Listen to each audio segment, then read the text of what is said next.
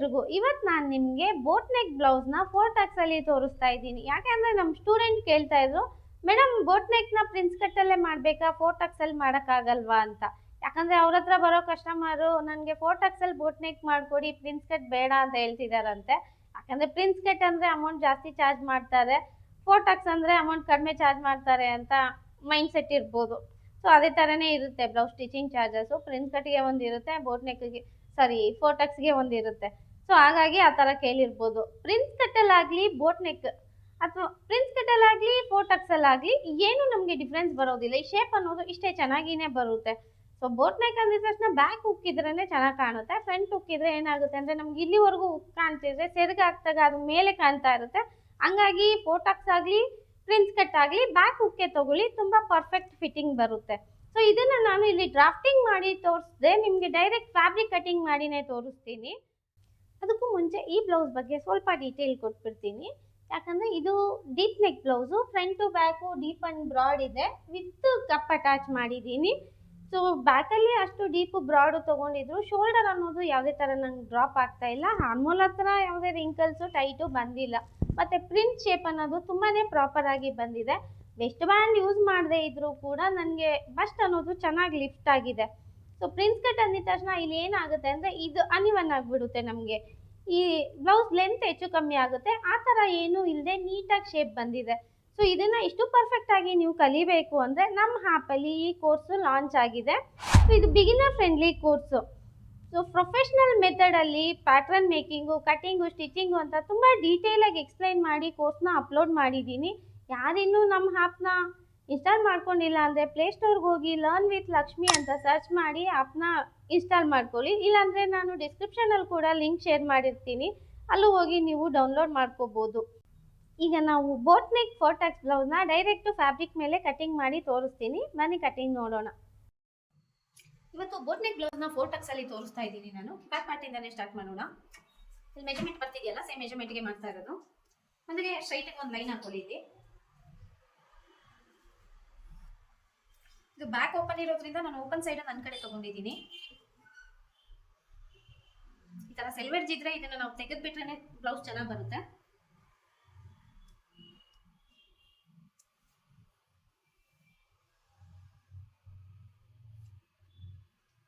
Back ಹೋಗಿರೋದ್ರಿಂದ 1.3 ಅಷ್ಟು extra ತಗೋತೀನಿ. ಇಲ್ಲಿ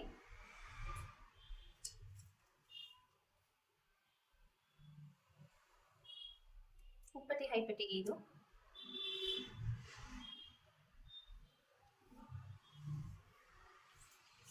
ಈಗ ನೀವು ಫೋಲ್ಡಿಂಗ್ಗೆ ಎಷ್ಟು ಬಿಡ್ತೀರಾ ನೋಡಿಕೊಂಡು ಅಷ್ಟು ಮಾರ್ಕ್ ಮಾಡ್ಕೊಳ್ಳಿ. ನಾನಿಲ್ಲಿ 1/2 ಇಂಚ್ ತಗೋತೀನಿ, ಯಾಕಂದರೆ ಬ್ಯಾಕಲ್ಲಿ ನಂದು ಇದು ಮೇನ್ ಫ್ಯಾಬ್ರಿಕ್ಕು.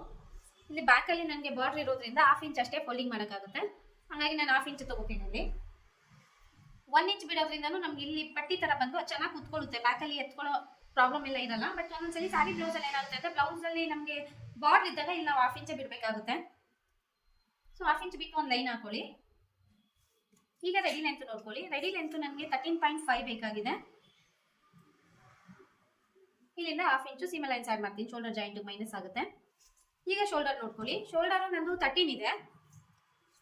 ಶೋಲ್ಡರ್ ನಂದು 13 ಇದೆ, ಅದರಲ್ಲಿ ಡಿವೈಡ್ 2 ಮಾಡ್ಕೋಬೇಕು. ಅಂದರೆ ಹಾಫ್ ಕರೆಕ್ಟಾಗಿ ನೋಡ್ಕೊಳ್ಳಿ. 6.5 ಇಷ್ಟೇ ನಾನು ಶೋಲ್ಡರ್ ತಗೋತೀನಿ.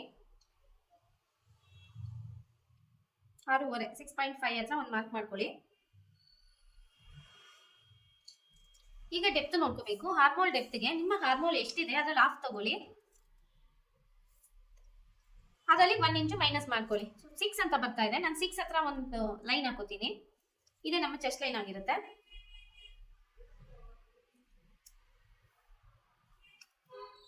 ಈಗ ಚೆಸ್ಟ್ ಲೈನ್ ಬಿಡ್ತು ನೋಡ್ಕೊಳ್ಳಿ. ಚೆಸ್ಟ್ ನಂದು 33 ಇದೆ, ಡಿವೈಡ್ 4 ಅಂದರೆ 8.25 ಆಯಿತು. ಇದಕ್ಕೆ ನಾನೊಂದು 1/2 ಇಂಚು ಲೂಸಿಂಗ್ ಆ್ಯಡ್ ಮಾಡ್ಕೋತೀನಿ. 8.75 ಆಯಿತು. ಇದೊಂದು ಮಾರ್ಕ್ ಮಾಡ್ಕೊಳ್ಳೋಣ. ಇಲ್ಲಿಂದ 1.5 ಸೀಮಾ ಲೈನ್ಸ್ ಆ್ಯಡ್ ಮಾಡ್ಕೋತೀನಿ. ಹಾಗೆ ವೇಸ್ಟ್ ಲೈನ್ ಕೂಡ ನೋಡ್ಕೊಬಿಡಿ. ವೇಸ್ಟ್ ನಂದು 29 ಇದೆ, ಡಿವೈಡ್ 4 ಅಂದರೆ 7.25 ಆಯಿತು. ಇಲ್ಲಿಂದ 1 ಇಂಚು ಟಕ್ಸ್ಗೆ ಅಂತ ಎಕ್ಸ್ಟ್ರಾ ತಗೋತೀನಿ. ಅಲ್ಲಿಂದ 1.5 ಇಂಚು ಸೀಮಾ ಲೈನ್ಸ್ ಆ್ಯಡ್ ಮಾಡ್ಕೋತೀನಿ. ಇದೆರಡು ಲೈನ್ ಹಾಕೊಳ್ಳೋಣ. ಇಲ್ಲೇನು 1 ಇಂಚು ಟಕ್ಸ್ಗೆ ಅಂತ ಎಕ್ಸ್ಟ್ರಾ ತಗೊಂಡಿದ್ದೀವಲ್ವಾ, ಇದು ಸೆಂಟರ್ ನೋಡ್ಕೊಳ್ಳಿ.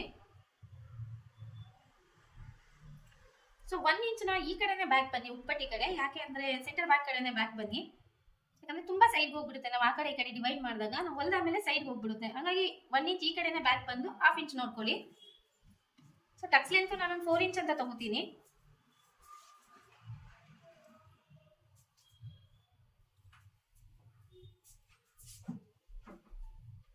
ಈಗ ಹಾರ್ಮೋಲ್ ಶೇಪ್ ಕೊಡೋಣ. ನಿಮ್ಗೆ ಏನಿಲ್ಲಿ ಶೋಲ್ಡರ್ ಎಷ್ಟು ಬಂದಿದೆ 6.5, ಸೇಮ್ 6.5 ಇಲ್ಲೂ ತಗೊಳ್ಳಿ.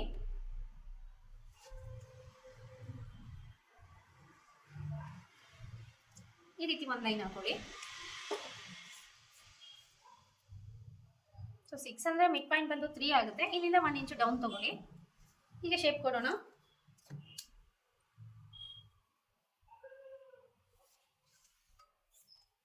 ಸೊ ಬೋಟ್ ನೆಕ್ ಆಗಿರೋದ್ರಿಂದ ನಾವು ನೆಕ್ ವಿಡ್ತ್ ಎಲ್ಲ ನೋಡೋ ಅವಶ್ಯಕತೆ ಇಲ್ಲ. ಡೈರೆಕ್ಟ್ ನಿಮಗೆ ರೆಡಿ ಶೋಲ್ಡರ್ ನೋಡ್ಕೊಳ್ಳಿ. ರೆಡಿ ಶೋಲ್ಡರ್ ನಾನು ಇದರಲ್ಲಿ ಬೋಟ್ ನೆಕ್ ಆಗಿರೋದ್ರಿಂದ ತುಂಬಾ ಚಿಕ್ಕದಾಗಿನೇ ಹಾಕೋತೀನಿ. ನಂಗೆ 1.25 ಒಂದು ಕಾಲ್ 1.5 ಬಂದ್ರೆ ಸಾಕಾಗುತ್ತೆ.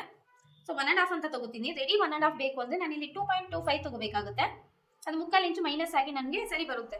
ಸೊ ಇದು 1/2 ಇಂಚು ಸ್ಲೋಪ್ ತಗೊಳ್ಳೋಣ.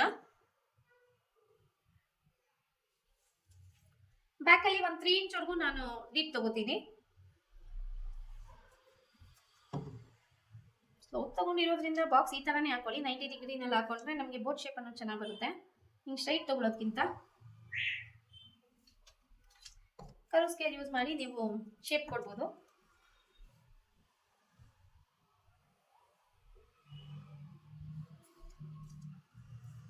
ಆರ್ಮೋಲ್ ಒಂದ್ಸಲಿ ಚೆಕ್ ಮಾಡ್ಕೊಳ್ಳಿ. ಇಲ್ಲಿ 1/2 ಇಂಚು ನಮಗೆ ಸ್ಟಿಚಿಂಗ್ ಅಲ್ಲಿ ಮೈನಸ್ ಆಗುತ್ತೆ. ಸೊ 14 ಇರೋದ್ರಿಂದ 7 ಅಂತ ಬರ್ತಾ ಇದೆ. ಇದು ನನಗೆ ಸರಿ ಹೋಗುತ್ತೆ. ಈ ರೀತಿ ನೀವು ಚೆಕ್ ಮಾಡ್ಕೊಂಡೆ ಡಿಸೈಡ್ ಮಾಡ್ಕೊಳ್ಳಿ. ಇನ್ಕೆ ಸರಿ ಹೋಗ್ಲಿಲ್ಲ ಅಂದ್ರೆ ನೀವು ಮೇಲೆ ಕೆಳಗೆ ಅಡ್ಜಸ್ಟ್ ಮಾಡ್ಕೋಬಹುದು. ಈ ಡೆಪ್ತ್ನ ಬ್ಯಾಕ್ ಪಾರ್ಟ್ ರೆಡಿ ಇದೆ.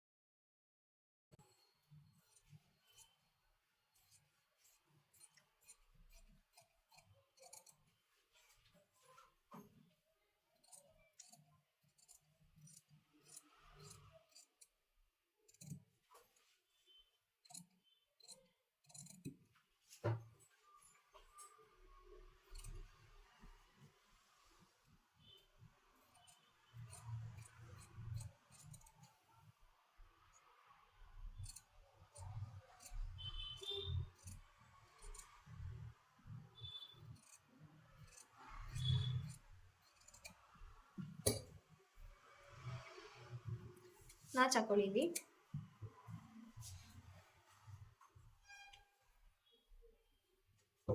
ಫ್ಯಾಬ್ರಿಕ್ನ ಈಗ ಫೋಲ್ಡಿಂಗ್ ಸೈಡು ನಿಮ್ಮ ಕಡೆ ಟರ್ನ್ ಮಾಡ್ಕೊಳ್ಳಿ.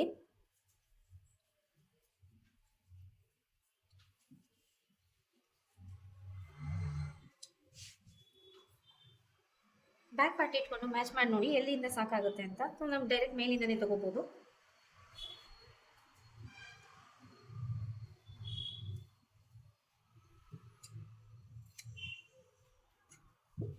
ಇಲ್ಲೇ ಶೋಲ್ಡರ್ ಲೈನ್ ಹಾಕೋತೀನಿ.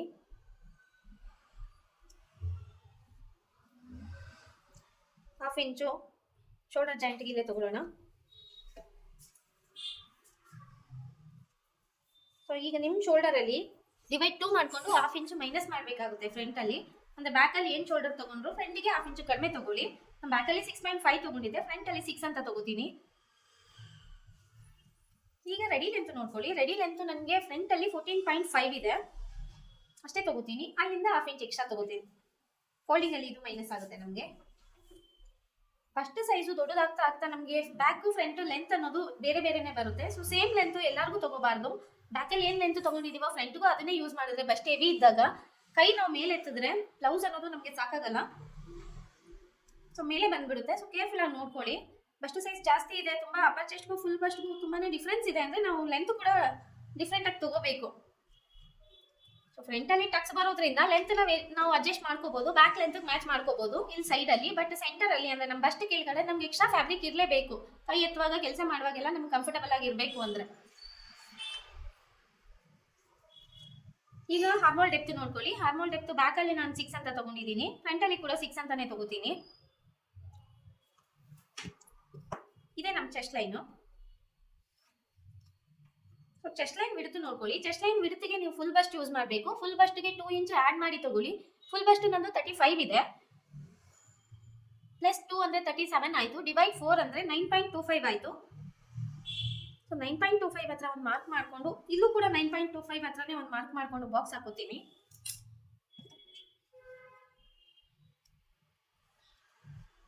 ಸೊ ಸೀಮಾ ಲೈನ್ಸ್ ತಗೊಂಬಿಡಿ.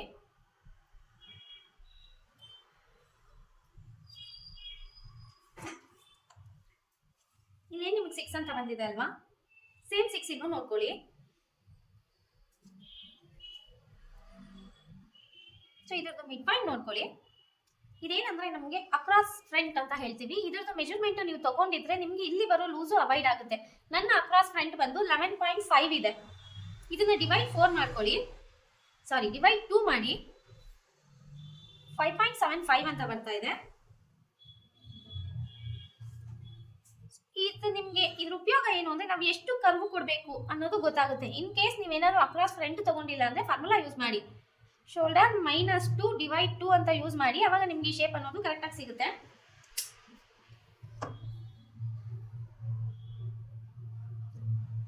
ಇದೆರಡು ಮ್ಯಾಚ್ ಮಾಡಿ ಈ ರೀತಿ ಸ್ಲಾಂಟಿಂಗ್ ಆಗಿ ಒಂದು ಲೈನ್ ತಗೊಳ್ಳಿ. ಈ ಮೆಜರ್ಮೆಂಟ್ ನಿಮ್ಗೆ ಗೊತ್ತಿದ್ರೇನೆ ಇಲ್ಲಿ ಲೂಸ್ ಬರೋದಿಲ್ಲ. ಈ ರೀತಿ ಸ್ಲಾಂಟಿಂಗ್ ಆಗಿ ತಗೊಳ್ಳಿ.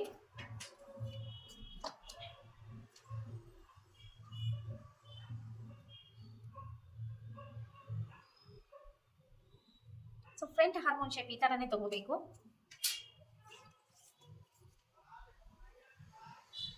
ಇಲ್ಲೂ ಅಷ್ಟೇ, ಬ್ಯಾಕ್ ಅಲ್ಲಿ ನೀವೇನು ರೆಡಿ ಶೋಲ್ಡರ್ ತಗೊಂಡಿದ್ರು ಫ್ರಂಟ್ ಅಲ್ಲೂ ಅಷ್ಟೇ ತಗೊಳ್ಳಿ. ನಾನು ಬ್ಯಾಕ್ ಅಲ್ಲಿ 2 ಅಂತ ತಗೊಂಡಿದ್ದೀನಿ. ಸೊ ಚೆಕ್ ಮಾಡ್ಕೊಳ್ಳಿ ಎಷ್ಟು ತಗೊಂಡಿದ್ದೀರಾ ಅಂತ, ಅಷ್ಟೇ ತಗೋಬೇಕಾಗುತ್ತೆ. ಇಲ್ಲಿ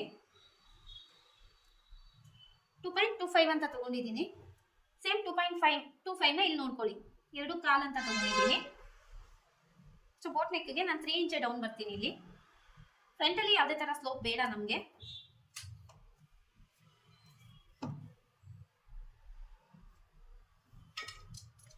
ಯಾಕೆ ಇಲ್ಲಿ 1/2 ಇಂಚು ಕಡಿಮೆ ತಗೋಬೇಕು ಅಂದ್ರೆ ಬೋಟ್ ನೆಕ್ ಎಲ್ಲ ನಾವು ಸ್ಟಿಚ್ ಮಾಡುವಾಗ ನಮ್ಗೆ ಇಲ್ಲಿ ಫ್ರಂಟ್ ಅಲ್ಲಿ ಲೂಸ್ ಬಂದ್ಬಿಡುತ್ತೆ. ಆ ಲೂಸ್ ಅವಾಯ್ಡ್ ಮಾಡಕ್ಕೆ ನಾವು ಬ್ಯಾಕ್ ಗಿಂತ ಫ್ರಂಟ್ ಅಲ್ಲಿ ಇನ್ನೂ 1/2 ಇಂಚು ಕಡಿಮೆನೆ ತಗೋಬೇಕು ಶೋಲ್ಡರ್ನ. ಅವಾಗ ನಮ್ಗೆ ಇದು ಫಿಟ್ ಆಗಿ ಕುತ್ಕೊಳ್ಳುತ್ತೆ, ಎಲ್ಲೂ ಲೂಸ್ ಬರೋದಿಲ್ಲ. ನಾವು ಬಗ್ಗುವಾಗ ಎಲ್ಲ ಇದು ಏನು ಲೂಸ್ ಅನ್ಸೋದಿಲ್ಲ, 1/2 ಇಂಚು ಕಡಿಮೆ ಮಾಡಿ ತಗೊಳ್ಳೋದ್ರಿಂದ. ಈಗ ಬಸ್ಟ್ ಪಾಯಿಂಟ್ ನೋಡ್ಕೊಳ್ಳಿ. ಬಸ್ಟ್ ಪಾಯಿಂಟ್ ನಂದು 9.5 ಇದೆ, ಅಲ್ಲಿ ಒಂದು ಮಾರ್ಕ್ ಮಾಡ್ಕೋತೀನಿ. ಹಾಗೆ ನಾನು ಅಂಡರ್ ಬಸ್ಟ್ ಲೈನ್ ಅಂದ್ರೆ ಕಪ್ ಲೆಂತ್ ಅನ್ನೋದು ನನಗೆ 13 ಇದೆ.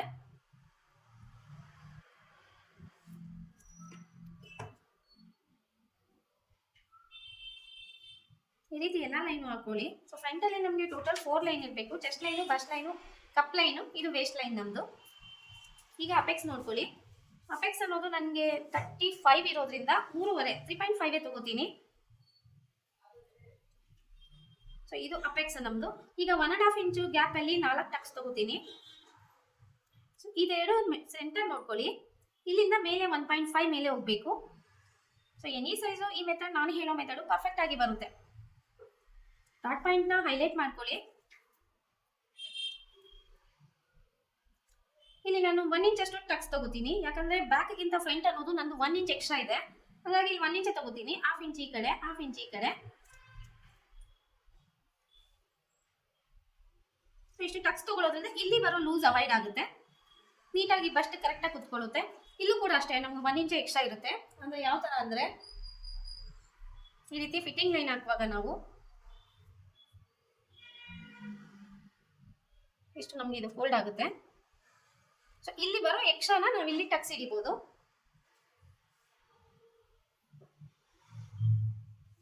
ಇದು ಕೂಡ ನಾವು 1/2 ಇಂಚ್ ಅಂತಾನೆ ಟಕ್ಸ್ ಹಿಡಿಬಹುದು. ಇಲ್ಲೇ ನೋಡ್ಕೊಳ್ಳಿ ಮಾರ್ಜಿನ್ ಹತ್ರನೇ.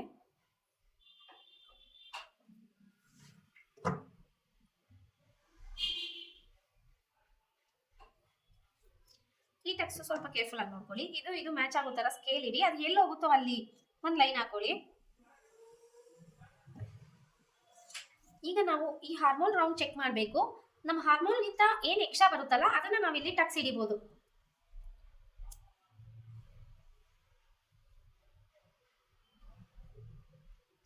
ಸೊ ನನಗೆ 8.75 ಅಂತ ಬರ್ತಾ ಇದೆ, ಅಂದ್ರೆ 1.25 ಇಂಚ್ ವರೆಗೂ ನನಗೆ ಎಕ್ಸ್ಟ್ರಾ ಬರ್ತಾ ಇದೆ. ಸೊ ನಾನು ಏನ್ ಮಾಡ್ತೀನಿ ಅಂದ್ರೆ 1/2 ಇಂಚು ಲೂಸಿಂಗ್ ಅಂತ ಬಿಟ್ಬಿಟ್ಟು 1.5 ಅಷ್ಟು ಟಕ್ಸ್ ತಗೋತೀನಿ. ಇಷ್ಟು ಟಕ್ಸ್ ಬೇಕಾ ಅಂದ್ರೆ ಬೇಕು ಇಲ್ಲಿ, ಯಾಕಂದ್ರೆ ನಂದು ಅಪ್ಪರ್ ಚೆಸ್ಟ್ ಅನ್ನೋದು ಫುಲ್ ಬಸ್ಟ್ ಅನ್ನೋದು ತುಂಬಾ ಹೆವಿ ಇದೆ, ಶೋಲ್ಡರ್ ಅನ್ನೋದು ತುಂಬಾ ಚಿಕ್ಕದಿದೆ. ಹಂಗಾಗಿ ಈ ಡಿಫ್ರೆನ್ಸ್ ಬರುತ್ತೆ. ಎಲ್ಲರಿಗೂ ಇಷ್ಟೇ ಬರಬೇಕು ಅಂತ ಏನಿಲ್ಲ. ಕೆಲವರಿಗೆ ಶೋಲ್ಡರ್ ಎಲ್ಲ ಬ್ರಾಡ್ ಆಗಿರೋರಿಗೆ ಇದು ಚಿಕ್ಕದಾಗೂ ಬರ್ಬೋದು. ಅಪ್ಪರ್ ಚೆಸ್ಟ್ಗೂ ಫುಲ್ ಬಸ್ಟ್ಗೂ ತುಂಬಾನೇ ಡಿಫ್ರೆನ್ಸ್ ಇದೆ ಅಂದ್ರೆ ಇದು ದೊಡ್ಡದಾಗೂ ಬರುತ್ತೆ ನಮಗೆ. ಇಷ್ಟು ಇರೋದ್ರಿಂದ ಏನೂ ಪ್ರಾಬ್ಲಮ್ ಇಲ್ಲ. ಸೊ 1.5 ಅಷ್ಟು ನಾನು ಇಲ್ಲಿ ಟಕ್ಸ್ ತಗೋಬೇಕು. 0.75 ಆ ಕಡೆ, 3/4 ಇಂಚ್ ಆ ಕಡೆ, 3/4 ಇಂಚ್ ಈ ಕಡೆ ಡಿವೈಡ್ ಮಾಡಿ ಇಲ್ಲಿ ಟಕ್ಸ್ ತಗೋತೀನಿ.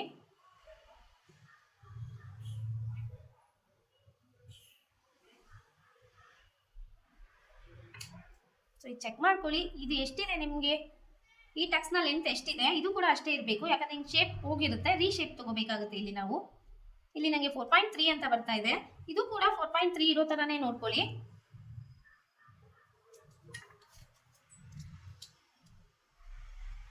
ಈ ರೀತಿ ರೀಶೇಪ್ ತಗೊಳ್ಳಿ.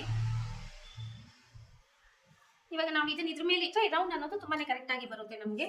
ಇವಾಗ ಮೇನ್ ಟಕ್ಸ್ ಇಲ್ಲಿ ಯಾವ ತರ ತಗೋಬೇಕು ಅಂದ್ರೆ, ಇಲ್ಲೇನು ನನಗೆ 3.5 ಅಂತ ತಗೊಂಡಿದ್ದೀನಲ್ವಾ, ಸೇಮ್ 3.5 ಇದು ನೋಡ್ಕೊಳ್ಳೋಣ. ಒಂದು ಸ್ಟ್ರೈಟ್ ಲೈನ್ ತಗೋತೀನಿ ಇಲ್ಲಿ.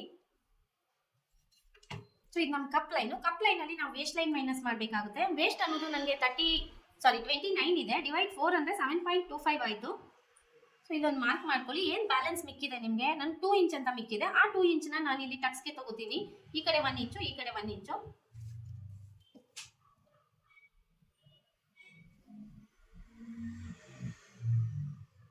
ಇಲ್ಲಿ ಹಿಂಗೆ ಸ್ಟ್ರೈಟೇ ತಗೊಳ್ಳಿ.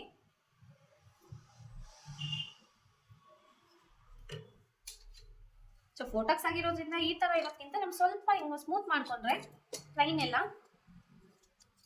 ಟಕ್ಸ್ ಹಿಡಿಯೋಕೆ ಈಸಿ ಆಗುತ್ತೆ.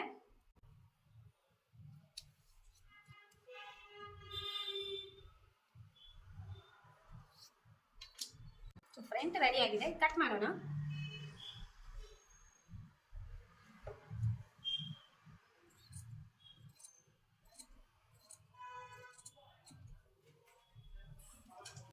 ಸೊ ಇಲ್ಲಿ ಹಾರ್ಮೋಲ್ ಹತ್ರ ಕಟ್ ಮಾಡೋದಕ್ಕೆ ಇದನ್ನ ಟಕ್ಸ್ನ ಮೊದಲೇ ತಗೊಂಡು ಆಮೇಲೆ ಕಟ್ ಮಾಡಿ. ಅವಾಗ ಏನಾಗುತ್ತೆ ಅಂದ್ರೆ ಶೇಪ್ ಅನ್ನೋದು ಚೆನ್ನಾಗಿ ಬರುತ್ತೆ ನಮಗೆ.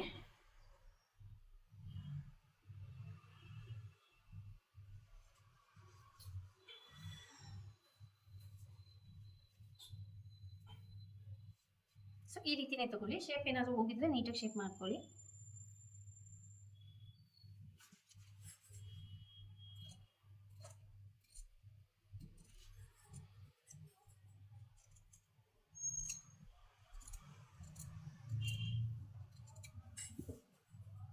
ಸೊ ಈ ಥರನೇ ಬರಬೇಕು ನಮಗೆ. ಇಲ್ಲಾಂದರೆ ನಾವು ಹಿಂಗೆ ಡೈರೆಕ್ಟ್ ಹಿಂಗೆ ಕಟ್ ಮಾಡಿಬಿಡ್ತೀವಿ. ಅದಕ್ಕೆ ಟಕ್ಸ್ ಹಿಡಿದ್ಬಿಟ್ಟೆ ನೀವು ಕಟ್ ಮಾಡ್ಕೊಳ್ಳಿ. ನಿಮಗೆ ಹಿಡಿಯೋಕ್ಕಾಗಿಲ್ಲ ಅಂದ್ರೆ ಪಿನ್ ಆದರೂ ಹಾಕೊಂಡು ಮಾಡಿ.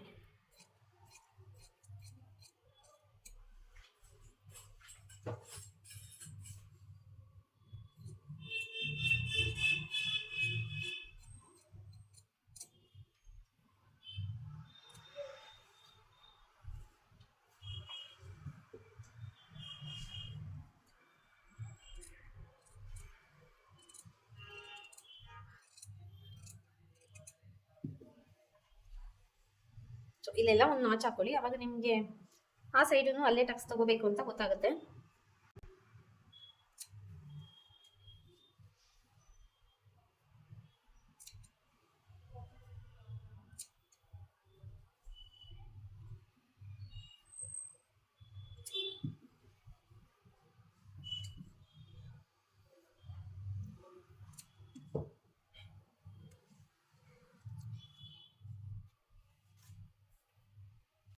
So front to back ready ಇದೆ.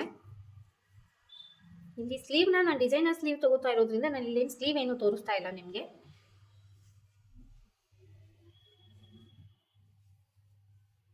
So front to back